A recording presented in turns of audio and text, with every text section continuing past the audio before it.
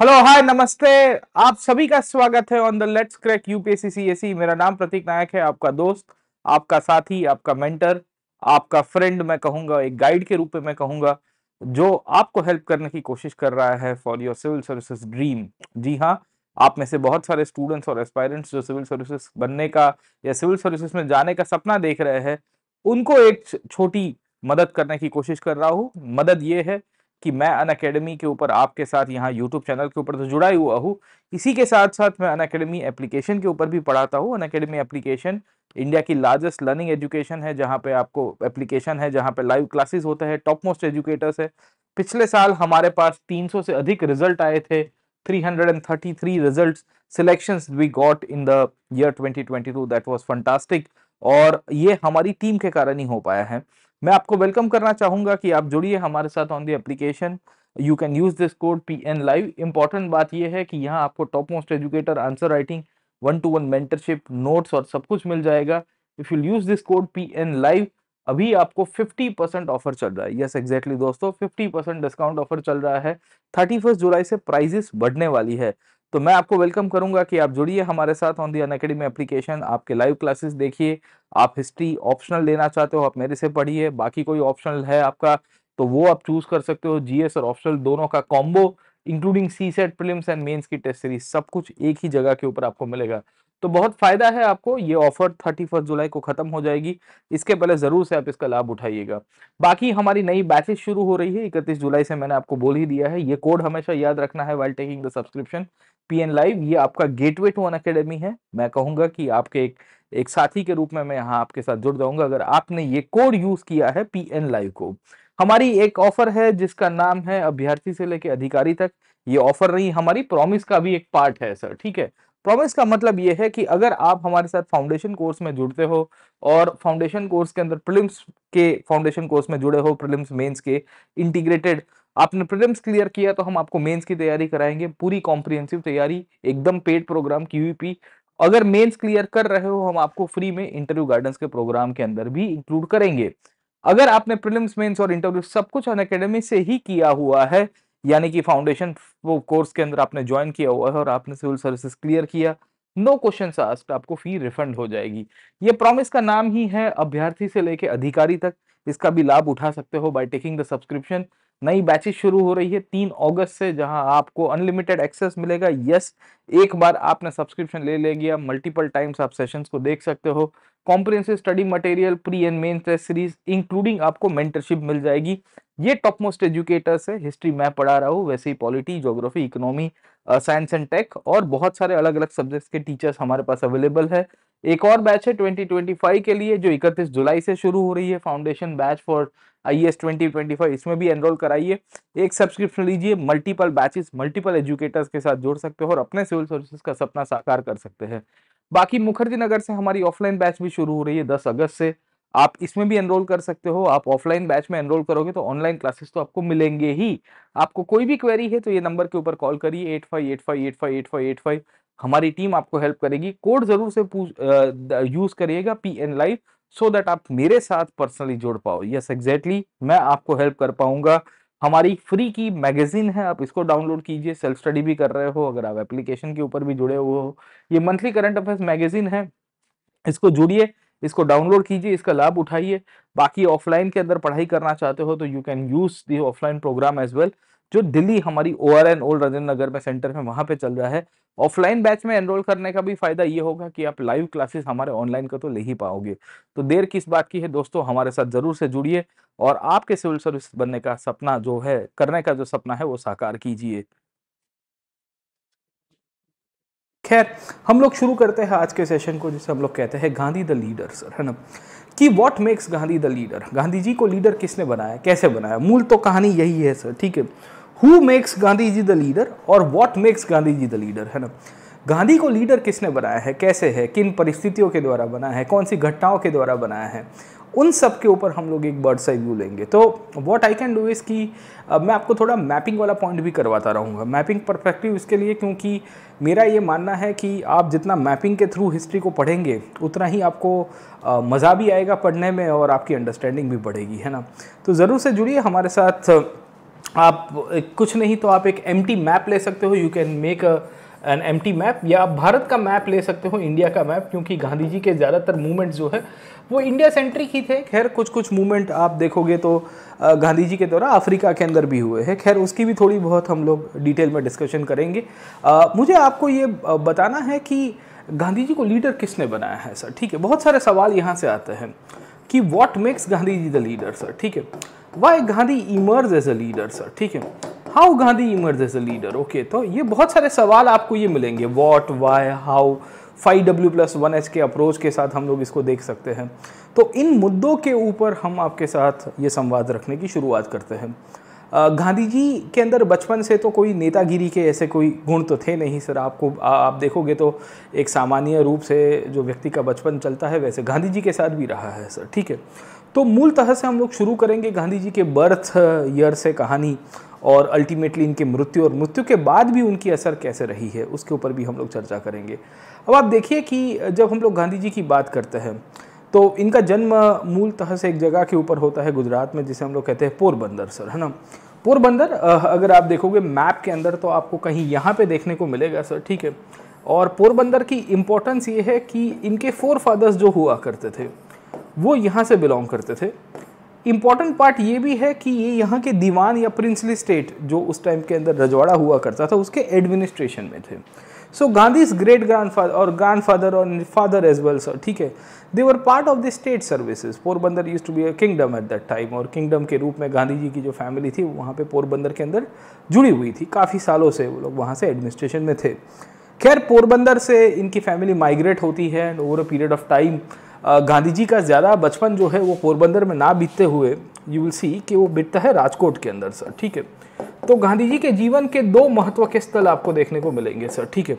उनके जो foundational phase था, गांधी जी का जो शुरुआती दौर था, वो सब आपका पोरबंदर और राजकोट के बीच में ही चलेगा। उसमें खास करके ज़्यादातर जो पीरियड है वो तो राजकोट में ही चलता है, क्योंकि राजकोट वॉज द प्लेस जहाँ से गांधी जी हम लोग कह सकते हैं कि उन्होंने अपना स्कूलिंग किया। तो अल्फ्रेड हाई स्कूल करके एक जगह है, वहाँ पे उन्होंने स्कूलिंग किया।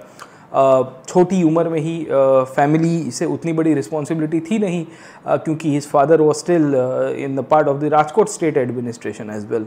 तो पर्सनल फैमिली बैकग्राउंड अगर आप समझने की कोशिश करोगे तो उतना मैं ये नहीं कहूँगा कि बहुत ही रॉयल और लेविश लाइफस्टाइल थी, पर भारतीय मिडिल क्लास के पर्सपेक्टिव से देखा जाए तो काफ़ी अच्छा मैं कहूँगा कि एवरेज से थोड़ा अबाउ एवरेज की कंडीशंस आपको यहाँ से मिल जाएगी सर। खैर मूलतः से गांधी जी 1869 से लेके पहले 20 साल तक तो अपना जीवन राजकोट और उसके इर्द गिर्द के जगहों में बिताएंगे। जैसे राजकोट के पास एक जगह है भावनगर सर, ठीक है, ये भी काठियावाड़ पेनिनसुला के अंदर ही आपको जगह देखने को मिलेगी सर, ठीक है।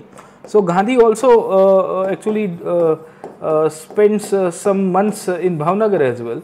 एक्चुअली क्या हुआ कि राजकोट में उनका प्राइमरी स्कूलिंग हो गया था गांधी जी का, and after the primary schooling of Gandhi ji he was sent to Shamaldas college in Bhavnagar as well. तो होता ये है कि वो भावनगर में पढ़ने के लिए उनको भेजा तो गया, बट उनका फिर मन नहीं लग रहा था। So at that time Gandhi ji decides to drop out as well. बोलते हैं यार मज़ा नहीं आ रही है मुझे पढ़ाई में यहाँ पे सर, ठीक है। और इस पीरियड में गांधी जी ने अपने एक्सपेरिमेंट्स को जिस तरह से कोडिफाई किया है, अपना अनुभव को जिस तरह से कोडिफाई किया है माई एक्सपेरिमेंट्स विद ट्रूथ के अंदर, अगर आपको पता होगा गांधी जी की एक बुक आया करती थी सत्य ना प्रयोगो, या basically my experiments with truth, कि भाई मैंने ट्रूथ के साथ बहुत सारे एक्सपेरिमेंट्स किए, प्रयोग किए हुए जीवन के साथ। तो उसमें उन्होंने अपने भावनगर के अनुभव के बारे में भी लिखा है सर। खैर तो पहले 1869 से लेके 1888 तक का जो पीरियड था गांधी जी का, वो मूलतः से ये 2-3 जगहों के अंदर ही घूमता है सर, ठीक है। तो पोरबंदर से उनका जन्म हुआ, वहाँ से राजकोट गए, राजकोट से भावनगर की तरफ आपको मिल जाएंगे। भावनगर में उनको हायर एजुकेशन के लिए भेजा गया था। राजकोट में उनका प्राइमरी और सेकेंडरी एजुकेशन जैसा हुआ था, और फिर हायर सेकेंडरी, और बोला गया था कि भाई ऐसा हो तो कॉलेज एजुकेशन के लिए आपको भावनगर भेजते हैं सर, ठीक है। तो उनके परिवार वालों ने उनको भावनगर भेजा था, but then you will see that Gandhi ji Bhavnagar में ज़्यादा टिकते नहीं हैं सर। और उसके बाद उनको बोला जाता है कि एक काम करो कि अगर आपको भारत में नहीं रहना है सर, ठीक है, तो हम आपको लंदन स्टडी करने के लिए भेज देते हैं। अब देखिए कि ये बहुत विपरीत परिस्थिति है सर, है ना। 1880 का भारत, 1888 का इंडिया, ये इंडिया के समय में हम लोग ये कह सकते हैं कि भारतीय लोगों के अंदर विदेशों को लेके या विदेश में जाने को लेके काफ़ी सारे बहुत सारी नेगेटिव थॉट्स इन्वॉल्व हुआ करते थे। आपको भी पता होगा कि लोगों को जब बाहर भेजा जाता था पहले के पीरियड के अंदर, सो उनके लिए एक ओपिनियन ये बनता था कि ये व्यक्ति बाहर जाके बदल जाएगा, ये व्यक्ति शायद कन्वर्ट हो जाएगा, या ये एक ऐसी पर्सनालिटी के रूप में है जिसे कह सकते हैं कि भाई खाने पीने में इन्होंने कुछ ना कुछ गलत चीज़ें उपयोग की होगी, या इनका धर्म भ्रष्ट हो जाएगा। ऐसी बहुत सारी चीज़ें थी। तो गांधी जी की समाज के अंदर उनका बॉयकॉट भी हुआ था। आपको ये जान के हैरानी होगी, but Gandhi actually faced an boycott within his family and the social organisations because the society was so we can say kind of an institution that was quite orthodox in nature, और because orthodox होने के कारण उनका काफ़ी बहिष्कार हुआ। खैर Gandhi was able to manage it out, क्योंकि उनकी फैमिली बहुत ही, मैं कहा कि दीवान फैमिली हुआ करती थी सर, ठीक है। तो उनके फादर दीवान हुआ करते थे, तो ऑब्वियस था कि उतना कोई रेजिस्टेंस समाज के द्वारा नहीं किया गया है सर, ठीक है ना। But somehow he goes to London. London जाने के बाद करीबन 4-1 साल तक लंदन में निकालेंगे, 4 से 5 साल के बीच में सर, ठीक है। सो फ्रॉम 1888-1889 सर, ठीक है, करीबन 1892 तक गांधी जी अपना समय जो है वो लंदन के अंदर निकालते हैं, इंग्लैंड में निकालेंगे प्रिसाइसली सर, ठीक है।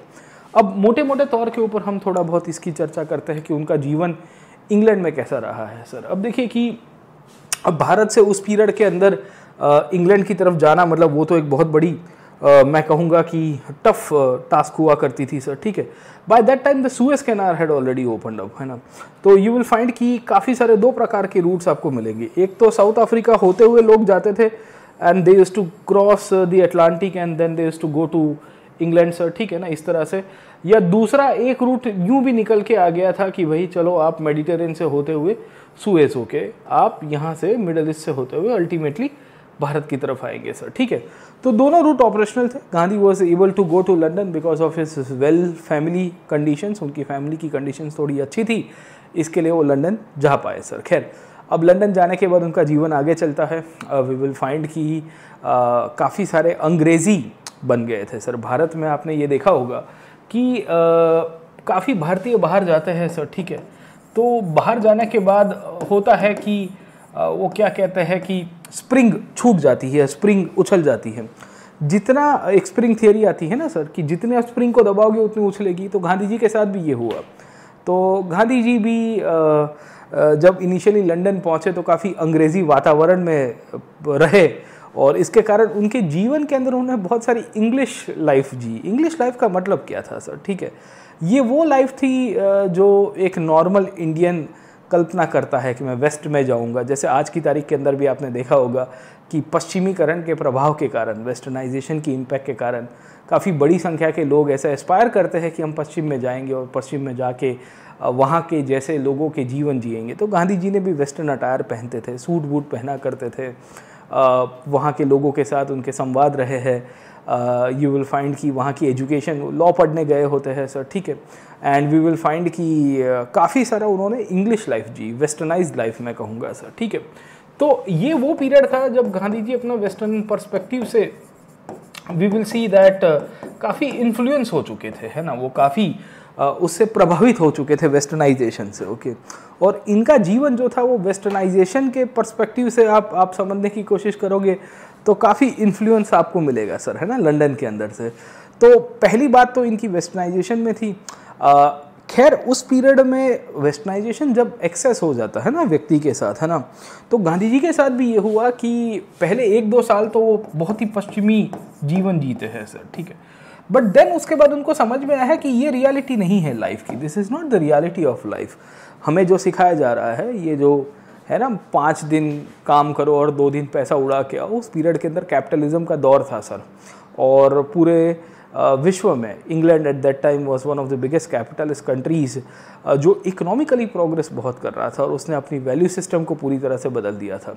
गांधी जी के भी खुद के मूल्य जो थे वो पश्चिमी बन गए थे, पर उनको 1-2 साल में ही समझ में आ गया, लंदन के इनिशियल सालों में ही, कि मैं जो अपना जीवन जी रहा हूँ, मुझे जिस प्रकार से ये मतलब है ना चकाचौंधी जो दिखाई दे रही है, ये रियलिटी नहीं है, this is not the reality of life, है ना।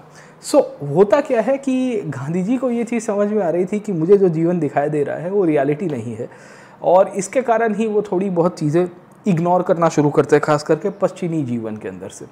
तो इनिशियली मीट ईटिंग किया करते थे, use to consume meat as well, but उन्होंने छोड़ दिया कि यार ये तो अच्छी बात नहीं है सर, ठीक है, कि इससे मेरे ऊपर थोड़ा गलत प्रभाव हो रहा है। तो 1891-92 के आसपास के पीरियड में ये भारत की तरफ वापस आता है, तो करीबन 4 साल इंग्लैंड में रहते हैं सर, ठीक है। खैर ये वो दौर था इंग्लैंड के अंदर जब कांग्रेस बन चुकी है, और कांग्रेस के अंदर मॉडरेट लीडरशिप का नाम आपने सुना होगा सर, ठीक है। और दादा भाई नौरोजी इसी पीरियड के अंदर अगर आप समझोगे तो एक मेंबर ऑफ पार्लियामेंट भी बन चुके थे सर, है ना। तो he became the first MP in the British parliament. आपको ये जान के हैरानी होगी कि गांधी जिस पीरियड के अंदर लंदन में रह रहे थे, तब भारतीय मूल के एक व्यक्ति वहाँ ब्रिटेन की संसद में बैठे हुए आपको मिलेंगे सर, उसी साल, मतलब जब गांधी जी का भारत की तरफ वापस आना हुआ तब की ही मैं बात कर रहा हूँ। तो नौरोजी साहब का आपको नाम पता होना चाहिए, कंट्रीब्यूशन पता होना चाहिए कि what has been the contribution of Dadabhai Naoroji when it comes to the Indian history as well sir. खैर तो गांधी जी 1892 के आसपास के पीरियड में वापस आए, 91 के एंड में आ गए थे प्रिसाइसली। 92 की शुरुआत में इन्होंने बॉम्बे नाम की जगह से अपनी प्रैक्टिस शुरू की सर, है ना। तो 1892 में he comes back to India sir, ठीक है ना। 1892 में तो वो भारत आ जाते हैं सर, ठीक है, बहुत इंटरेस्टिंग कहानी में। एंड भारत आके इन्होंने बॉम्बे नाम की जगह से अपनी प्रैक्टिस शुरू की, क्योंकि लॉयर बन के आए थे, लंदन से पढ़ के आए थे। इनको ऐसा था कि मैं बॉम्बे जाके अपनी प्रैक्टिस करूँगा और अपनी जो है रोजी रोटी है उसको चलाऊंगा। बाय दैट टाइम उनकी शादी हो चुकी है सर, ठीक है। So had already married to Kasturba as well, है ना। तो उनकी तो बहुत ही यंग एज में शादी हो चुकी थी, तो करीबन 1880s की शुरुआत में तो उनकी कस्तूरबा से शादी हो गई थी। मेरा हार्डली वॉज 15 ईयर्स के आसपास की एज आपको मिलेगी। तो he had family responsibilities as well, उनकी पारिवारिक और वैवाहिक जीवन की भी जिम्मेदारियाँ हुआ करती थी उनके ऊपर। तो बॉम्बे में वापस आए सर, ठीक है। And he comes back to Bombay. Bombay में आके उन्होंने अपनी प्रैक्टिस शुरू की। बॉम्बे में आके उन्होंने प्रैक्टिस शुरू करने के साथ साथ उन्होंने राजकोट में भी अपनी प्रैक्टिस शुरू की, क्योंकि बॉम्बे एंड राजकोट इनके साथ इनका मानना था कि अगर राजकोट में मैं सेटल होता हूँ तो मुझे फैमिली सपोर्ट भी मिलेगा सर। खैर बट जैसे सबके साथ होता है सर, है ना, कि गांधी जी को स्ट्रगल फेस करना पड़ता है। अब आप देखिए कि राजकोट के दीवान का लड़का खुद ही स्ट्रगल फेस कर रहा है अपनी न्यायिक जो प्रैक्टिसेस उन्होंने शुरू की थी उसके अंदर से सर, ठीक है। The son of the dewan of Rajkot is himself facing struggle in the legal practices, okay. Why? Because he is not able to get the right support, है ना, उनको सपोर्ट नहीं मिल रहा है। तो ऐसी भी आपको घटनाएं देखने को मिलेगी सर, है ना। तो इसके कारण वो काफ़ी दुखी हुए कि भाई यार मुझे अभी, मैं इतना पढ़ के आया हूँ, खर्चा पानी हुआ है, क्या करेंगे।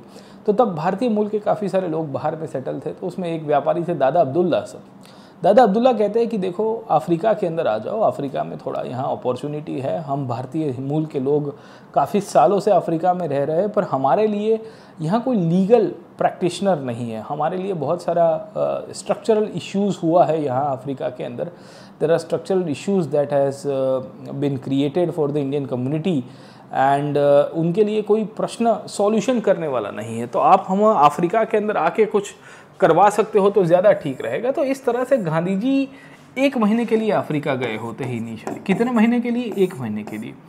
वो कन्वर्ट होता है 1 साल के लिए, और इवेंचुअली 1 साल आप देखोगे तो 22 साल के बाद फाइनली भारत में वो वापस आएंगे सर, ठीक है। तो यू कैन इमेजिन कि Gandhi had gone to Africa for a month, वो 1 साल और फिर उसके बाद 22 साल। तो ऐसा तो क्या हो गया सर। तो अफ्रीका के अंदर ही गांधी जी की लीडरशिप एबिलिटीज़ निकल के आई। अफ्रीका के अंदर ही गांधी, आप देखोगे महात्मा तो नहीं बने, पर मैं ये ज़रूर से कह सकता हूँ कि गांधी जी की जो पूरी की पूरी जर्नी है वो शुरू होती है। वो एक नेता के रूप में, एक आवाम को समझने वाले व्यक्ति के रूप में उभर के आए, और उनके अंदर काफ़ी पर्सनैलिटी चेंज भी हुई। अब ऐसा तो क्या मुद्दा था अफ्रीका के अंदर, 3-4 मुद्दों के ऊपर चर्चा करेंगे फिर आगे चलेंगे। अब देखिए कि हम लोग जब गांधी जी की बात करते हैं, when we try to understand the case of Gandhi ji, तो एक चीज़ आपको ये बहुत देखने को मिलेगी कि अफ्रीका में वो जब गए होते हैं तो अफ्रीका में भारतीय मूल के लोगों के साथ काफ़ी इंस्टीट्यूशनलाइज डिस्क्रिमिनेशन हो रहा था। ये डिस्क्रिमिनेशन रेसिज्म के रूप में था। आपको भी पता होगा कि डरबन नाम की जगह के ऊपर वो अफ्रीका में उतरे होते हैं सर, ठीक है। और डरबन नाम की जगह से he was suppose to go to Pretoria sir, है ना, ये याद रखेगा। डरबन से उनको जाना होता है प्रिटोरिया। प्रिटोरिया जब जा रहे होते हैं ट्रेन में बैठ के, तो उनकी ट्रेन की जर्नी बहुत ही दुखद रहती है, क्योंकि फर्स्ट क्लास के अंदर ट्रेन के अंदर बैठे हुए थे गांधी जी, और उनको ट्रेन के डब्बों से उतार दिया जाता है। क्यों उतार दिया जाता है? तो उसके पीछे का कारण ये था कि भाई वो एक मुल्की, या मैं कहूँगा कि वाइट स्किन के व्यक्ति नहीं थे, इनकी जो चमड़ी का कलर था ये गोरा नहीं था। और अफ्रीका में उस पीरियड के अंदर नस्ल भेद, जिसे हम लोग रेसिज्म कहते हैं आज की तारीख में, वो उस पीरियड में बहुत ही एक्टिव था। तो गोरे लोगों की सरकार थी, of the white, for the white and by the white. वो कहते कैसे अलाउ करेंगे। गांधी ब्रिटेन में पढ़ के आए थे, ब्रिटेन में उनके साथ उतना भेदभाव नहीं हो रहा था, पर अफ्रीका में हो रहा था। Africa was also part of the British empire. South Africa के अंदर ब्रिटिश कॉलोनीज और ब्रिटिश सेटलमेंट हो चुका है सर, ठीक है। उसके बावजूद भी यू विल फाइंड कि इस प्रकार का इंस्टीट्यूशनल स्ट्रक्चरल डिस्क्रिमिनेशन उनको फेस करना पड़ा। खैर, डरबन से प्रिटोरिया जाते समय एक जगह के ऊपर उनको उतार दिया गया था। वो जगह का नाम है पीटर मैरिट्सबर्ग, ये याद रखिएगा। Peter Maritzburg is a place जहाँ गांधी जी को ट्रेन से फेंक दिया जाता है। रात को उनको एक कमरा, क्योंकि वो रात के टाइम ट्रैवल कर रहे थे, तो उनको होटल का एक रूम भी नहीं मिलता है, इतनी ख़राब परिस्थिति उनकी हुआ करती थी। खैर, बात आगे गई गांधी जी को लेके। गांधी जी ने अफ्रीका में इंडियन कम्युनिटी के लिए सवाल उठाया, इंडियन ओपिनियन जैसे संस्थाएं बनाई हैं। वी विल फाइंड कि नताल इंडियन ओपिनियन जैसे न्यूज़पेपर था, नताल इंडियन कांग्रेस नाम की एक संस्था की स्थापना की थी, और अफ्रीका में 4 बहुत जटिल मुद्दे उठाए। ये वो मुद्दे थे जो भारतीय समाज को लेके काफ़ी प्रश्न में थे। जैसे कि एक मुद्दा हुआ करता था एशियाटिक रजिस्ट्रेशन एक्ट का, जो पहला मुद्दा आप देख रहे हो यहाँ पे सर, ठीक है। ये वो मुद्दा है जो गांधी जी को एक लीडर के रूप में उभर के लेके आएगा। कारण ये था कि उस पीरियड में अफ्रीकन सरकार ने कानून पास करके ये बताया कि भारतीय मूल के जितने भी लोग हैं, मूल तो एशियाटिक पर उसमें भारतीय सबसे ज़्यादा थे, तो जितने भी भारतीय मूल के लोग हैं जो अफ्रीका में रह रहे हैं, साउथ अफ्रीका में, उनको एक आई कार्ड कैरी करना है, उनका अंगूठा लगाना है, फोटोग्राफ उनका उसके ऊपर से होगा, मतलब एक काइंड ऑफ आप देखोगे तो आईडी प्रूफ के रूप में से। और वो खाली भारतीयों के लिए था, और पुलिस कभी भी उसको चेक कर सकती है, नहीं होगा तो आपको डिपोर्ट कर दिया जाएगा। ये तो बहुत गलत चीज़ थी। तो गांधी जी ने इसका विरोध किया, कहा कि भाई ये तो ना चलाओ उसको। और ना चलाने के कारण गांधी जी ने इसको ये भी कहा और लोगों को भी मोटिवेट किया कि हम इसके ऊपर सत्याग्रह करेंगे। So we will make sure कि भाई एक ऐसा मूवमेंट हम लोग चलाने की कोशिश करेंगे जहाँ पे हमारे राइट्स को लेके बात हो सर, है ना। Asiatic registration act one of the earliest movement जो गांधी जी ने रेस किया था उस पीरियड के समय पे। खैर, गांधी जी अफ्रीका के अंदर जो इनिशियल पीरियड में थे वो प्रो ब्रिटिश थे सर, है ना। प्रो ब्रिटिश का मतलब ये था क्योंकि वो मॉडरेट से थोड़े बहुत इन्फ्लुएंस हुए थे, और उनकी जो राजनीति थी वो भी मॉडरेट्स के जैसी हुआ करती थी। मूलतः से आप समझने की कोशिश करोगे तो एक पॉलिटिक्स के अंदर अप्रोच आता है जिसे हम लोग कहते हैं कि नरम दलीय अप्रोच, एक ऐसा अप्रोच जिसके through Gandhi ji in fact British empire से लॉयल रह के उनके सामने प्रश्न उठा रहे थे। तो इनिशियली कुछ सालों में उनका मॉडरेट अप्रोच रहा है, जहां उनको ब्रिटिश एम्पायर के सामने सीधे सीधी लड़ाई नहीं करनी थी, पर मुद्दों को लेकर लड़ाई थी। तो जैसे एक एशियाटिक रजिस्ट्रेशन एक्ट था, या अफ्रीका में इंटरस्टेट माइग्रेशन का सवाल आ गया। इंटरस्टेट माइग्रेशन का सवाल ये था कि अफ्रीका में एक राज्य से दूसरे राज्य में जाना है तो उसके लिए आपको परमिशन लेनी पड़ेगी माइग्रेशन के लिए। तो सरकार ने मना कर दिया कि भारतीय लोगों को हम लोग इंटरस्टेट माइग्रेट नहीं करने देंगे, आप जहाँ पे आए हो वहाँ पे ही रहेंगे। गांधी कहते हैं कि ये कैसे चलेगा, है ना, मजबूती का नाम महात्मा गांधी है सर, ऐसे थोड़ी चलने देंगे। तो उन्होंने एक मार्च किया जिसे हम लोग कहते हैं ट्रांसवाल मार्च, है ना। Transvaal is a state in Africa, तो बहुत ही सिग्निफिकेंट मार्च रहा है वहाँ पे। तो ये भी एक बहुत बड़ा सिग्निफिकेंट टास्क उन्होंने वहाँ पे उठाया। वैसे ही अफ्रीका की एक सरकार के द्वारा, उनकी सुप्रीम कोर्ट के द्वारा एक कानून पास किया गया जिसे हम लोग कहते हैं सीएल जजमेंट। ये जजमेंट के थ्रू अफ्रीका की सरकार ने और सुप्रीम कोर्ट ने ये कानून के अंदर ये प्रस्ताव दिया कि आज के बाद खाली और खाली क्रिश्चियन राइट्स और क्रिश्चियन रीति रिवाज से जो शादियाँ हुई है उसी को ही मान्य गिना जाएगा, बाकी सारी मैरिजेस को इनवैलिड कर दिया जाएगा। गांधी कहते हैं कि ये भी गलत चीज़ है, this is also wrong thing, this should be protested upon. And इस बेसिस के रूप में सीएल जजमेंट को भी उन्होंने प्रश्न उठाया कि भाई ये तो हम तो हिंदू है, कोई मुस्लिम है, कोई पारसी है, अफ्रीका में बहुत सारे लोग रह रहे थे, तो उसके कारण भी एक लीडरशिप के रूप में उभर के आए। साथों साथ भारतीय मजदूरों के ऊपर एक टैक्स लगाया जाता था जिसे हम लोग कहते हैं पोल टैक्स। जो इंडेंचर लेबर्स हुआ करते थे, जो यहाँ से मजदूरी करने अफ्रीका में गए थे, उनके साथ कॉन्ट्रैक्ट किया जाता था उनके मालिकों के द्वारा 5 साल, 7 साल, 10 साल, 15 साल का। जब तक वो कॉन्ट्रैक्ट होता था तब तक मजदूर कहीं बाहर नहीं काम कर सकते थे, उनको मालिकों के साथ ही काम करना पड़ता था, प्लांटेशन सेक्टर में, अफ्रीका की माइनिंग सेक्टर में। और इस बेसिस के रूप में उनकी जो तनख्वाह आती थी उसके ऊपर सरकार टैक्स लेती थी। अब देखो, मजदूरी बेचारे ऑलरेडी फंसे हुए हैं, उनको आप परेशान कर रहे हो और उनके ऊपर आपने पोल टैक्स लगाया है सर। तो गांधी जी ने उसका भी प्रश्न उठाया और साथों साथ गांधी जी बेसिकली एक एंटी इमिग्रेशन बिल को लेकर भी सवाल उठाते हैं, क्योंकि इंडियंस को रोक दिया गया था कुछ सालों के लिए कि अफ्रीका में हम आपको एंट्री नहीं करेंगे सर, ठीक है। तो बहुत सारे प्रश्न गांधी जी के वहाँ पे रहते हैं। गांधी जी यहाँ अफ्रीका के अंदर ही आश्रम्स की स्थापना करेंगे, जो भविष्य के अंदर साबरमती या वर्धा या सेवाग्राम आश्रम के रूप में और कार्यरत होगा जब वो भारत आएंगे सर, ठीक है। तो होता क्या है कि Gandhi will be working in multiple facets of Africa. He took up social issues, he took up political issues, he took up economic issues, he took up issues which were related to the laborers, okay. तो एक multi dynamic approach उनका Africa के अंदर रहा है।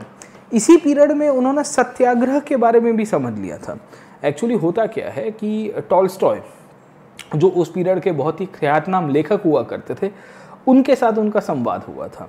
और उनका जब संवाद हुआ था तो उसके बाद उन्होंने ये समझ में आ गया कि जब तक आखिर के व्यक्ति का विकास ना हो जाए तब तक हमको उसके लिए कार्यरत करना पड़ेगा। अनटू दिस लास्ट कहते हैं sir, the last person of the society we should be concerned about him और हर सर, ठीक है।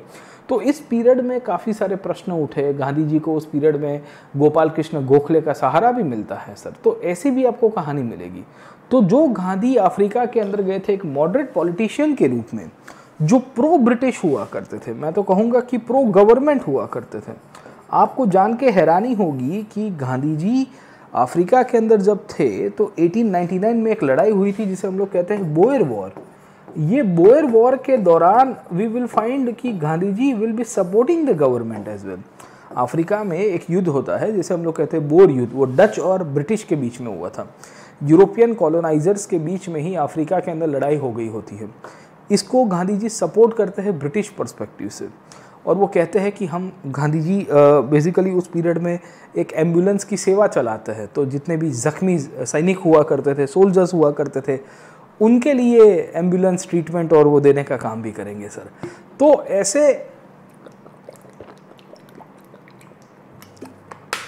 आपको एक से अधिक मुद्दे दिखेंगे, आपको एक से अधिक प्रश्न दिखेंगे जो गांधी जी के द्वारा उठाए गए हैं। खास करके अगर आप देखिए तो अफ्रीका के अंदर, तो अफ्रीका में हुआ ये कि गांधी एक नेता के रूप में और मैच्योर हुए और परिपक्व हुए। अफ्रीका में उनको जो अनुभव हुआ है उसमें मल्टी डायनामिक अनुभव हुआ है। एक से ज़्यादा लोगों को उनके साथ एक लीडरशिप एबिलिटी उनकी डेवलप हुई है। उनको ये भी समझ में आ रहा था कि किन मुद्दों पे लोग मेरा विरोध करेंगे, किन मुद्दों पे लोग मेरा सपोर्ट करेंगे, because that time the situation many times he had compromise with the government as well, कि जब उनको लग रहा था कि आंदोलन इससे बड़ा नहीं होगा। इस बेसिस के रूप में गांधी जी अफ्रीका के अंदर एक नेता के रूप में उभर के आ गए थे। गोपाल कृष्ण गोखले जो गांधी जी के गुरु हुआ करते थे, उन्होंने गांधी जी को इनवाइट किया था कि आप वापिस आ जाइए। खैर गांधी जी एक दो दफ़ा बीच में आए थे, जैसे 1902 के आसपास की कहानी है, 1901 की कहानी है, कलकत्ता सेशन में गांधी जी आए होते हैं। 1909 में वो लंदन भी गए होते हैं। 1909 में भारतीय कम्युनिटी उनको फेलिसिटेट कर रही होती है, और लंदन से जब वो अफ्रीका वापस जब ट्रैवल कर रहे थे तब उन्होंने अपनी एक किताब लिखी जिसका नाम था Hind Swaraj. Hind Swaraj was a book written by Gandhi ji, अगर आपको जानकारी होगी। ये हिंद स्वराज में उन्होंने कल्पना की थी कि भारत कैसे आज़ादी के बाद लगेगा, है ना, कि what is the true meaning of Swaraj for India. Okay, तो इससे भी हमको समझ में आ रहा है कि गांधी जी न्यूज़पेपर्स के थ्रू, अपने आर्टिकल्स के थ्रू, अपने बुक्स के थ्रू लोगों को बताने की कोशिश कर रहे थे कि what is the idea of India all about sir. खैर बात आगे चली है। गांधी जी का जीवन 1915 तक ऑलमोस्ट अफ्रीका में रहेगा, 14 के ट्रांजिशन तक, है ना, क्योंकि तब तक वर्ल्ड वॉर की शुरुआत हो चुकी थी। वो वाया ब्रिटेन होके फाइनली 1915 में वो भारत में आते हैं, और यहाँ से ही यू विल फाइंड कि गांधी जी की जो जर्नी है वो इंडिया के अंदर शुरू होती है। अब इंडिया की जो जर्नी है उनकी बहुत ही अलग प्रकार की रही है। अलग प्रकार की इसके लिए क्योंकि गोपाल कृष्ण गोखले ने इनको कहा था कि आप भारत में आ तो गए हो, पर हम चाहते हैं कि आप भारत को पहले समझो सर, है ना। तो इनिशियली ये बॉम्बे नाम की जगह के ऊपर उतरते हैं, क्योंकि Bombay used to be the biggest port in the western side, जैसे यहाँ कलकत्ता की साइड के अंदर आपको था। और बॉम्बे से थोड़े टाइम के बाद he will be going to Ahmedabad sir, है ना। और यहाँ से ही अहमदाबाद में आके इन्होंने अपना सबसे पहला आश्रम की शुरुआत की। ये आश्रम 1915 की शुरुआत में खोला गया था। आपको पता होगा कि 9 जनवरी को गांधी जी भारत में आ चुके हैं, he has come back to India. इसी को ही हम लोग आज की तारीख में प्रवासी भारतीय दिवस के रूप में भी सेलिब्रेट करते हैं, क्योंकि ऑलमोस्ट 20-22 साल अफ्रीका के अंदर रहने के बाद जब ये बेसिकली वापस आए, तो इस दिवस को सेलिब्रेट करने के लिए आज की तारीख में जितनी भी NRI कम्युनिटीज़ है उनको याद करने के लिए भारत सरकार प्रवासी भारतीय दिवस के रूप में भी उसको मनाती है सर। खैर ये बॉम्बे रुकते हैं, बॉम्बे से फिर अहमदाबाद जाएंगे। अहमदाबाद में अहमदाबाद के मिल मालिक जो मजदूर या इंडस्ट्रीज़ हुआ करती थी उसके ओनर हुआ करते थे the Sarabhai family. Yes exactly, Vikram Sarabhai की जो फैमिली है वो, उन्होंने गांधी जी को यहाँ पे कोचरब नाम की जगह में इन्होंने सबसे पहले आश्रम की स्थापना की। ये आश्रम अफ्रीका के अंदर बनाए वाले आश्रम का ही एक मैं कहूँगा लार्ज स्केल वर्जन था। करीबन 1-1.5 साल तक ये कोचरब में रहते हैं। वहाँ से ये अहमदाबाद में ही जगह है और वहाँ से ही over a period of time by 1917 वो साबरमती के तट के ऊपर आ जाते हैं। और इसके लिए गांधी जी के अहमदाबाद में 2 आश्रम बनते हैं, एक कोचरब में बनेगा, याद रखेगा, और दूसरा साबरमती के अंदर बनेगा। एक कोचरब में बनेगा, दूसरा साबरमती में बनेगा। ये हमारे लिए दोनों इंपॉर्टेंट है सर, ठीक है। ये शुरुआती दौर था गांधी जी का। गांधी जी उस पीरियड में भारत दर्शन कर रहे होते हैं, भारत के अलग अलग कोने में जा रहे होते हैं। क्यों भारत दर्शन कर रहे थे? क्योंकि ये वो दौर था जब भारतीय आज़ादी का आंदोलन चालू था और गोखले साहब ने उनको कहा था कि आप जाइए भारत के अंदर घूमिए। खैर गांधी जब आए तब भारत में होम रूल करके एक आंदोलन चालू हो चुका था, पर गांधी जी ने कहा है कि नहीं, मुझे इसके अंदर पार्टिसिपेट नहीं करना है। ये होम रूल एनी बेसेंट और बाल गंगाधर तिलक के द्वारा चलाया जा रहा था। आपने इतिहास की किताबों के अंदर पढ़ा भी होगा सर। खैर, तो ये शुरुआती दौर है गांधी जी का। 1917 में उन्होंने एक छोटा आंदोलन भी किया, खास करके अगर आप देखोगे तो उसे इंडेंचर्ड लेबर के रूप में पहचानते हैं। वो जो इश्यू मैंने आपको बताया था पोल टैक्स को लेके, वही issue Gandhi ji over a period of time Bharat के अंदर उठाएंगे। ओके, एंड होता ये है कि ये इंडेंचर्ड लेबर का एजिटेशन उठाते हैं। वो कहते हैं कि भाई देखो, भारतीय मजदूरों को जिस तरह से शोषित किया जा रहा है अफ्रीका में या विदेशों में, ये प्रथा बंद होनी चाहिए। इसको लेके काफ़ी सक्सेस भी मिला। 1917 तक आते आते यही Gandhi ji you will see that Champaran Satyagraha के अंदर जाएंगे सर। खैर, तो 2 चीज़ें आपको यहाँ से देखने को मिलेगी। पहला, आपको 1917 में चंपारण सत्याग्रह, ये याद रखेगा। ये चंपारण सत्याग्रह आपको पता होगा कि किसानों का सत्याग्रह है।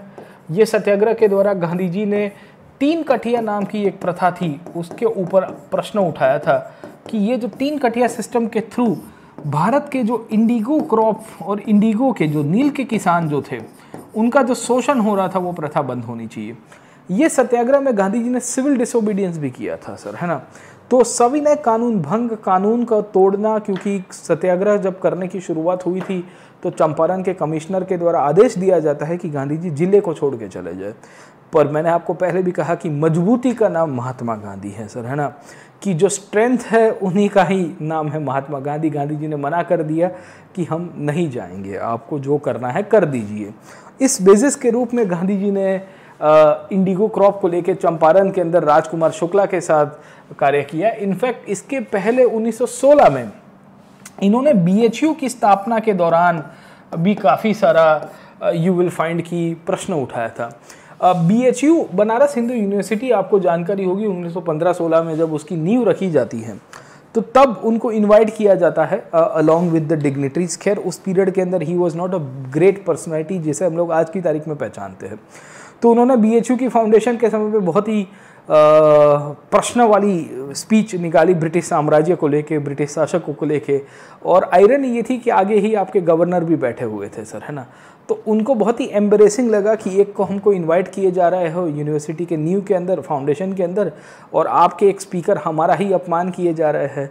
तो गांधी जी बहुत ही बेखौफ हो चुके थे, क्योंकि अफ्रीका में जेल में रह के आए थे। उनको अनुभव हो चुका था कि भाई देखो, जेल जाना तो कुछ गलत है नहीं सर, आप जब देश के लिए आवाज़ उठा रहे हो तो there is nothing wrong in going to jail as well sir. खैर, तो ये शुरुआती दौर के दौरान 1917 में चंपारण, 1915-16 में BHU का मुद्दा उठाना, जिसको लेके उन्होंने काफ़ी आलोचना भी की सरकार की सर, है ना। और चंपारण एक पीजेंट इशू था, आपको भी पता होगा कि किसानों का इशू था, जहां किसानों के साथ जो कॉन्ट्रैक्ट फार्मिंग हो रही थी, जिसके थ्रू भेदभाव हो रहा था, वो बंद किया गया। ये गांधी जी 1918 तक आते आते वी विल फाइंड अहमदाबाद और खेड़ा सत्याग्रह के अंदर भी पार्टिसिपेट करेंगे सर, है ना।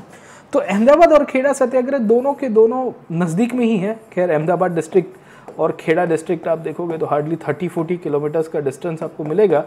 और खासियत आपको ये मिलती है कि एक मुद्दा जो अहमदाबाद के अंदर था तो वर्कर्स का मुद्दा था, वो मजदूरों का मुद्दा था, वो मिल मालिकों का मुद्दा था।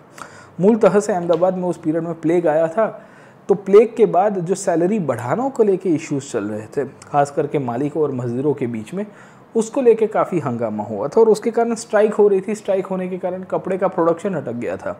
Manchester is called as the Ahmedabad of India sir, है ना। मैनचेस्टर को, या Manchester was called as the Ahmedabad of India, sorry, Ahmedabad was called as the Manchester of India sir, ठीक है। Ahmedabad was called as the Manchester of India. और इस basis के रूप में जब हम लोग अहमदाबाद की बात करेंगे तो अहमदाबाद के अंदर जो प्रोडक्शन था वो अटक गया था, तो कलेक्टर ने गांधी जी को बुलाया था। गांधी जी ने मजदूरों का साथ लेके यहाँ अहमदाबाद के अंदर सबसे पहली बार इन्होंने फास्ट किया था सर, ठीक है। और ये भूख हड़ताल की थी और कहा था कि अगर हमको न्याय नहीं मिलेगा मजदूरों को तो मैं फास्ट अनटू डेथ भी कर दूंगा सर। खैर, तो ये एक बहुत सिग्निफिकेंट मूवमेंट रहा है। दूसरा खेड़ा के अंदर था। खेड़ा में पीजेंट का इशू था, आपको थोड़ी बहुत जानकारी होगी कि किसानों को लेके जो इस प्रकार के अंदर जो भेदभाव हो रहा था और जो टैक्सेस भारत सरकार के द्वारा लिए जा रहे थे, स्टेट गवर्नमेंट्स के द्वारा, basically in the form of revenue in agriculture. तो अकाल की परिस्थिति है एक साइड के ऊपर भारत में, खास करके गुजरात के अंदर बारिश फेल हो गई थी, there was a crop failure हुआ था। कुछ जगह के ऊपर अतिवृष्टि हुई थी, बारिश ज़्यादा थी। कुछ जगह के ऊपर ये भी जानकारी मिल रही है कि अतिवृष्टि के अलावा वहाँ क्राइसिस क्रिएट हो गया था with respect to we can say the crop failure. तो इस बेसिस के रूप में नॉर्मली ये होता है कि जब क्रॉप फेलियर होता है तो आपको रेवेन्यू नहीं देनी होती है। किसानों को कहा जाता है कि आपको रेवेन्यू देनी पड़ेगी। गांधी जी ने उस पीरियड के अंदर भी बहुत बड़ा आंदोलन किया। ये आंदोलन किसानों का मुद्दा था, ये आंदोलन वर्कर्स का मुद्दा था। ये दोनों के दोनों पीजेंट एंड वर्कर मुद्दे के द्वारा जब गांधी जी ने इन दोनों मूवमेंट्स को इंटीग्रेट किया, इससे काफ़ी बड़ा एक इम्पैक्ट इंडियन नेशनल मूवमेंट के अंदर पड़ता है सर, ठीक है। तो खेड़ा में गुजरात सभा नाम की एक संस्था हुआ करती थी, ये याद रखिएगा। इसके अध्यक्ष भी गांधी जी हुआ करते थे। ये गुजरात सभा गुजराती इंटेलेक्चुअल बॉडी हुआ करती थी जो गुजरात सेंट्रिक मुद्दों को आवाज़ उठा रही थी। खैर, गांधी इस पीरियड के समय पे फर्स्ट वर्ल्ड वॉर को भी सरकार को सपोर्ट करेंगे। तो उस पीरियड में 1917-18 में एक गवर्नमेंट की द्वारा कॉन्फ्रेंस होती है। ये कॉन्फ्रेंस में भारतीय सैनिकों को वर्ल्ड वॉर 1 में रिक्रूट करने का प्रश्न हुआ था कि भारतीय मूल के सैनिक ब्रिटिश आर्मी के अंदर जुड़े, उनकी रिक्रूटमेंट बढ़े। तो इस परिस्थिति में गांधी जी उसको भी मैं कहूँगा कि सपोर्ट करेंगे, क्योंकि गांधी का मानना था कि वर्ल्ड वॉर 1 भले खराब है पर अल्टीमेटली भारतीय लोगों के लिए तो ये एक ऑप्शन है जिसके थ्रू वो अपनी ब्रिटिश साम्राज्य को लॉयल्टी प्रूव कर सकते हैं। हो सकता है कि भविष्य के अंदर ये जो पूरा का पूरा भारत की आज़ादी का संग्राम है उसको एक नई दिशा भी मिल सकती है। खैर, बात आगे चली 1919-1920 तक आते आते गांधी जी एक नए आंदोलन की तरफ चलेंगे जिसे हम लोग कहते हैं रॉलेट एक्ट, है ना। ये रॉलेट एक्ट का इम्पोर्टेंस ये है कि ब्रिटिश सरकार के द्वारा जब वर्ल्ड वॉर 1 ख़त्म हुआ, ये वर्ल्ड वॉर 1 के बाद ऑटोमेटिकली भारत में जो लॉ एंड ऑर्डर की परिस्थिति थी उसको काबू में करने के लिए इन्होंने कानून पास किया और कहा गया कि without any appeal, without any वकील, विदाउट एनी दलील सर आपको अरेस्ट कर दिया जाएगा बाय द गवर्नमेंट, है ना। तो गांधी इस पीरियड के समय पे बॉम्बे के अंदर थे। उन्होंने भारत के अंदर हर एक लोगों को कहा कि हमको इसका प्रोटेस्ट करना है। इन्होंने बेसिकली एक बॉडी बनाई जिसका नाम था सत्याग्रह सभा, नहीं याद रखेगा। और सत्याग्रह सभा के जितने भी अनुयायी थे इन सबको कहा कि आप आइए हमारे साथ इसका प्रोटेस्ट कीजिए। ये प्रोटेस्ट के रूप में गांधी जी बॉम्बे से लेके पंजाब जाने वाले होते हैं, पर आपको भी पता है कि पंजाब में क्या हुआ था सर। और 13 अप्रैल 1919 के दिन जब जलियांवाला बाग का कांड हुआ तो गांधी जी को लगा कि मेरे से बहुत बड़ी गलती हुई है, क्योंकि मैंने ही लोगों को मोटिवेट किया था रॉलेट एक्ट के विरोध में आंदोलन करने के लिए। इस बेसिस के रूप में गांधी जी अपनी गलती को स्वीकारते हैं और कहते हैं कि मैंने एक बहुत बड़ा हिमालयन ब्लंडर कमिट किया है, मैंने इतनी बड़ी गलती की है जिसके कारण हिमालय की जैसी चोटी या हिमालय की जैसी पहाड़ी इतनी बड़ी गलती मेरे से हो गई है। खैर, गांधी उसके बाद एक और मुद्दा उठाते हैं जिसे हम लोग कहते हैं नॉन कोऑपरेशन मूवमेंट का, जो खिलाफत के मुद्दे के साथ जुड़ा हुआ था। गांधी जी को लग रहा था कि भाई यहाँ जो खिलाफत का मुद्दा है इसको लेके हम मुसलमानों को भी साथ में लेके आ सकते हैं, और इसी के कारण गांधी जी ऑल इंडिया खिलाफत कमेटी की रचना करते हुए, उनके साथ कांग्रेस खिलाफत कमेटी की रचना करते हुए, जो आपके यहाँ पे अली बंधु थे उनके साथ जुड़ने की शुरुआत करेंगे। तो मौलाना मोहम्मद अली और मौलाना जौहर अली के साथ वो बात करते हैं, वो कहते हैं कि चलिए हम आपके साथ काम करने के लिए तैयार भी है सर, ठीक है। तो इस बेसिस के रूप में गांधी जी ने खिलाफत का मुद्दा उठाया। खैर, काफ़ी कंट्रोवर्शियल प्रश्न रहा है। क्या उनके द्वारा ये प्रश्न उठाने के कारण भारत की जो ओवरऑल पॉलिटिकल इश्यूज थे वो उसमें कोई बाहर का प्रश्न आया, क्योंकि खिलाफत का मुद्दा भारत के साथ नहीं जुड़ा हुआ था। खैर, Gandhi ji over a period of time non cooperation movement चलाते हैं। नॉन कोऑपरेशन मूवमेंट में ऑल इंडिया टूर का बहुत बड़ा एक सिग्निफिकेंट आस्पेक्ट रहा है, क्योंकि जब नॉन कोऑपरेशन मूवमेंट हुआ तो गांधी एक लीडर के रूप में उभर के आए और ऑलमोस्ट भारत के काफ़ी सारे विस्तारों में टूर करेंगे। ये टूर चलते चलते चलते अगर आप समझने की कोशिश करोगे तो पहुंचती है मदुरई के अंदर। मदुरई एक ऐसी जगह है जिसने गांधी जी को चरखे से, या मैं कहूँगा कि खादी से लंगोट के ऊपर ला दिया। गांधी इसके पहले स्वदेशी के वोकल रहे हैं। गांधी जी का मानना था कि हमको स्वदेशी वस्तुओं का उपयोग करना चाहिए और स्वदेशी के अंदर हमको कपड़ा जो है वो खादी का पहनना चाहिए। मदुरई के अंदर जब गांधी जी विजिट करते हैं तो उनकी एक गरीब परिवार के साथ संवेदना एक मीटिंग होती है। मीटिंग में ये परिवार ने कहा कि सर हमको खादी भी अफोर्ड नहीं हो पाती है। गांधी जी को लग रहा था कि देखिए, अगर ये भारत का व्यक्ति, सबसे एंड में रहा हुआ व्यक्ति, इसको खादी अफोर्ड नहीं हो पा रहा है तो मैं कैसे इसको स्वीकार सकता हूँ। गांधी जी उसके बाद एक शाल, एक ड्रेपरी और एक खादी लंगोट पहन के पूरा जीवन बिताता है। उसके पीछे का कारण ही ये था सर। खैर, बात आगे चली। गांधी जी 1922 के बाद 2-3 साल तक जेल में रहते हैं, क्योंकि सरकार के द्वारा उनके ऊपर एक प्रेशर बनाया गया था, क्योंकि गांधी जी ने सरकार के अगेंस्ट में लिखा था। तो पुणे के अंदर आया हुआ येरवड़ा जेल है, येरवड़ा जेल, वहाँ पे उनको जेल में डाल दिया जाता है करीबन 1924 तक। ऐसे तो 6 साल तक उनको जेल हुई थी, but then he was release because of his ill health. वो बीमार हो गए थे, बीमारी के कारण सरकार उनको रिहा करती है और कहती है कि भाई चलिए आप थोड़ा सरकार के विरुद्ध में मत कुछ करिएगा आंदोलन के रूप में। खैर, गांधी जी उसके बाद काफ़ी कंस्ट्रक्टिव वर्क करते हैं। ये कंस्ट्रक्टिव वर्क में कांग्रेस की एक ऑर्गेनाइजेशन के रूप में जो संस्थाकीय निर्माण है वो भी करने की उन्होंने कोशिश की है। उनका ये मानना था कि कांग्रेस एक संस्था के रूप में एक ऐसी संस्था है जिसको रिफॉर्म करने की आवश्यकता है। तो 1920 में ही जब नॉन कोऑपरेशन मूवमेंट चल रहा था तभी इन्होंने इनफैक्ट है ना इसको रिफॉर्म भी किया था। इनफैक्ट नॉन कोऑपरेशन मूवमेंट का एक सिग्निफिकेंट पार्ट ये भी है कि गांधी जी ये चाहते थे कि नॉन वायलेंस के रूप में ये मूवमेंट चलना चाहिए। बट हुआ क्या कि गांधी जी ने जब ये देखा कि लोग यहाँ पे हिंसा के रूप में आंदोलन कर रहे हैं, और चौरी चौरा के अंदर आपको भी पता होगा कि 1922 के अंदर जब ये घटना बनती है और पुलिस स्टेशन को फूंक दिया जाता है, तो गांधी कहते हैं कि भाई it's better to stop the non cooperation movement. खैर, नॉन कोऑपरेशन मूवमेंट रोका गया था from a place called as Bardoli, याद रखिएगा सर, ठीक है। Bardoli is a place in Gujarat, south Gujarat के अंदर, और 1922 के फरवरी के अंदर गांधी जी यहाँ पे ही थे। इसको बारडोली रिजोल्यूशन के रूप में भी पहचानते हैं सर, ठीक है। तो मैं आपको इम्पॉर्टेंट लोकेशंस करवा रहा हूँ। जैसे आपको मदुरई के बारे में अभी मैंने आपको बताया कि मदुरई एक बहुत ही इम्पॉर्टेंट लोकेशन है, क्योंकि यहाँ से ही गांधी जी ने अपने कपड़े जो थे, जो नॉर्मल सामान्य रूप से खादी के कपड़े, कुर्ता और वो पहनते थे, वो भी छोड़ दिया था सर। खैर, बात आगे चली। गांधी जी कुछ साल तक तो येरवड़ा में रहे, उसके बाद कंस्ट्रक्टिव वर्क किया है। 1927-28 तक आते आते वो फिर से एक्टिव होते हैं। उन्होंने मद्रास के अंदर कांग्रेस की अधिवेशन के साथ बातें भी की थी। इनफैक्ट मद्रास कांग्रेस इतना इम्पोर्टेंट रहा है क्योंकि मद्रास कांग्रेस के बैकग्राउंड में इनकी पहली बार उस पीरियड में काफ़ी बड़ी मात्रा में सुभाष चंद्र बोस जी के साथ टसल हो जाती है। अब गांधी और बोस के विचार के ऊपर अलग से एक ऐसा सेशन लेके आऊँगा। I bring back a separate session on the ideas of Gandhi and boss, कि इनके बीच में क्या डिफरेंसेस है, इनके बीच में क्या सिमिलैरिटीज़ है, क्यों इन दोनों को हम लोग अलग अलग अप्रोचेस से देखते भी है सर। खैर, पर मद्रास कांग्रेस में सुभाष चंद्र बोस के द्वारा एक प्रस्ताव पास किया गया था कंप्लीट इंडिपेंडेंस का, जिसको गांधी जी रिजेक्ट कर देते हैं, क्योंकि गांधी जी का मानना था कि हम अभी इंडिपेंडेंस के पर्सपेक्टिव से नहीं बात कर सकते। ये मद्रास कांग्रेस हुई थी बिकॉज भारत में साइमन कमीशन का आगमन का एरन हो चुका था, और एक एंटी साइमन मूवमेंट के थ्रू वी विल फाइंड कि गांधी जी एक दिशा दिखाने की कोशिश करते हैं।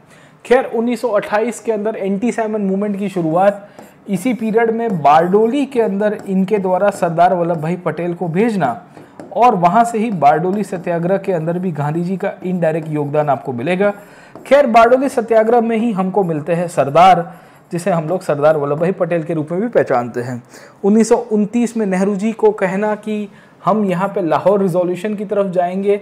इनफैक्ट एंटी साइमन मूवमेंट के समय पे जब नेहरू कमेटी का रिपोर्ट आया, ये नेहरू रिपोर्ट के समय पे भी गांधी जी उस पीरियड में काफ़ी सारे डोमिनियन स्टेटस के फेवर में हुआ करते थे। तो ये भी दर्शा रहा है कि गांधी जी इनफैक्ट अभी भी प्रो गवर्नमेंट पर्सपेक्टिव अपनाते हैं। ये नेहरू कमेटी की जो मीटिंग होती है, ये याद रखेगा 1928 के एंड में कलकत्ता अधिवेशन के अंदर होगी, जो गांधी जी चेयर नहीं करते हैं। गांधी एक ही बार कांग्रेस के अध्यक्ष बनेंगे, वो मैं आपको बता देता हूँ। वो 1924 के अंदर बनते हैं, 1924 में, और 1924 में बनता है बेलगांव कांग्रेस के अंदर। ये आपको पता होना चाहिए, you should know the Belgaum Congress. He became the first and the only time the president of Congress. Okay, Congress के अध्यक्ष एक ही बार बनेंगे बेलगांव में। वो आपको आइडिया रहना चाहिए कि गांधी जी का कांग्रेस के प्रेसिडेंट के रूप में कहाँ कहाँ रोल प्ले रहा है। खैर, 1930 में गांधी जी ने सिविल डिसोबीडियंस मूवमेंट की शुरुआत की। ये सिविल डिसोबीडियंस मूवमेंट आपको भी पता होगा कि शुरू हुआ है अहमदाबाद में साबरमती से, और साबरमती से आज के साउथ गुजरात दांडी में जाने की शुरुआत होगी, और वहाँ से ही इसी को ही दांडी मार्च कहते हैं। ये बेसिकली 250 किलोमीटर के आसपास का एक पूरा जर्नी था, और वो बेसिकली गांधी जी 12 मार्च से शुरू करेंगे, 14 अप्रैल के दिन पहुँचेंगे दांडी के, और फिर वहाँ से ही वो नमक का कानून तोड़ेंगे। नमक की कहानी कैसे हुई उसके ऊपर कभी बाद में बात करेंगे।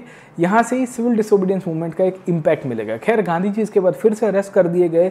1931 में गांधी जी को रिहा किया गया, और रिहा करने के बाद 1931 के शुरुआती महीने में, खास करके जनवरी के आसपास का पीरियड था, और मार्च के अंदर फाइनल कंक्लूजन हुआ, जिसे हम लोग दिल्ली पैक्ट के रूप में पहचानते हैं। ये दिल्ली पैक्ट, ये इसी को ही गांधी इरविन पैक्ट के रूप में भी कहेंगे, जिसके थ्रू गांधी जी ने सिविल डिसोबीडियंस मूवमेंट को स्टॉप किया था। खैर, इसके बाद गांधी जी जाते हैं लंदन के अंदर सेकेंड राउंड टेबल कॉन्फ्रेंस के अंदर पार्टिसिपेट करने के लिए, या राउंड टेबल कॉन्फ्रेंस की सेकेंड मीटिंग में पार्टिसिपेट करने के लिए। दूसरी मीटिंग हुई थी, ऐसे 3 मीटिंग होती है।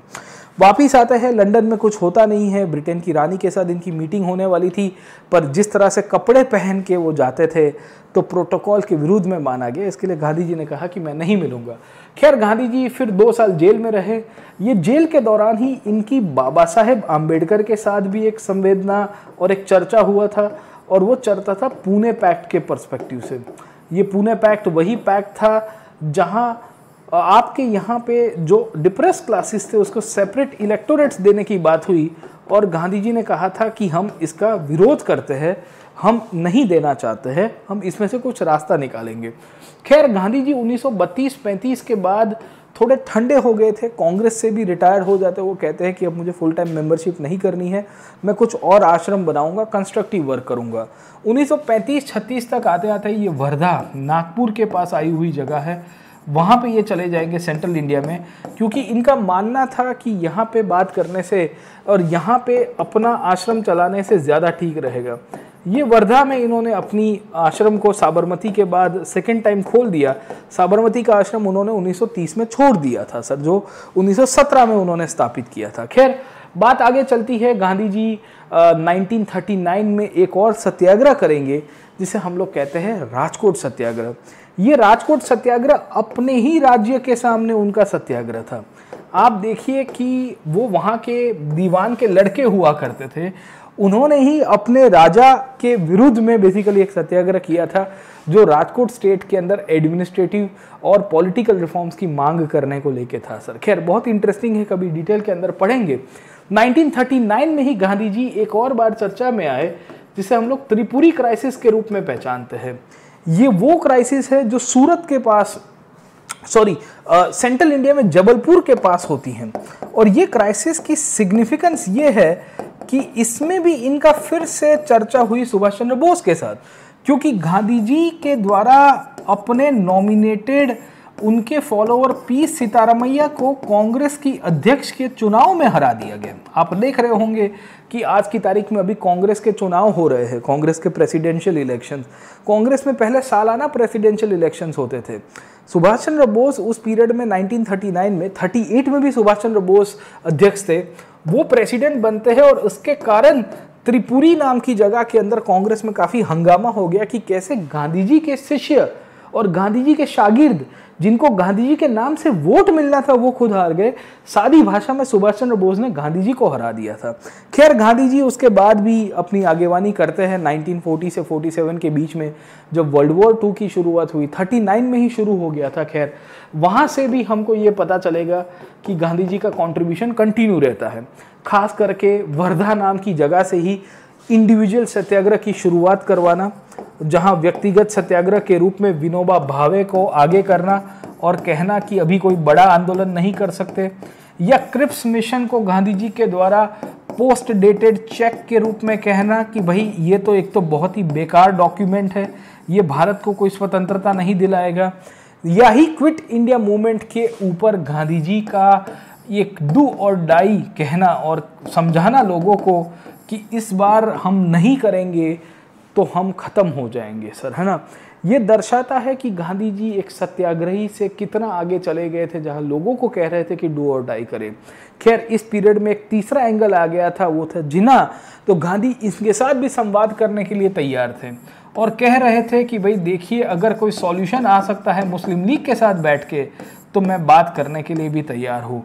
खैर कुछ हुआ नहीं। 1946 तक आते आते भारत के अंदर फिर से वो दक्षिण भारत की टूर करने गए, अलग अलग प्रांतों में लोगों को मिलते हैं, समझने की कोशिश करते हैं, कैबिनेट मिशन के साथ इनडायरेक्टली टॉक्स में रहेंगे, पर कुछ होता नहीं है। 1947 में जब आज़ादी मिल रही थी तब गांधी दिल्ली में नहीं थे। He was fasting at Calcutta. वो उस पीरियड के अंदर आज के ईस्ट इंडिया में नाउखली नाम की जगह है, वो नाउखली आज का जो बांग्लादेश है वहाँ पे चला गया है सर, ठीक है। वहाँ पे उन्होंने फास्ट किया था। क्यों? क्योंकि वहाँ पे दंगे हो रहे थे। कलकत्ता के अंदर आए, कलकत्ता में भी दंगे हो रहे थे, वहाँ पे भी उन्होंने फास्टिंग किया।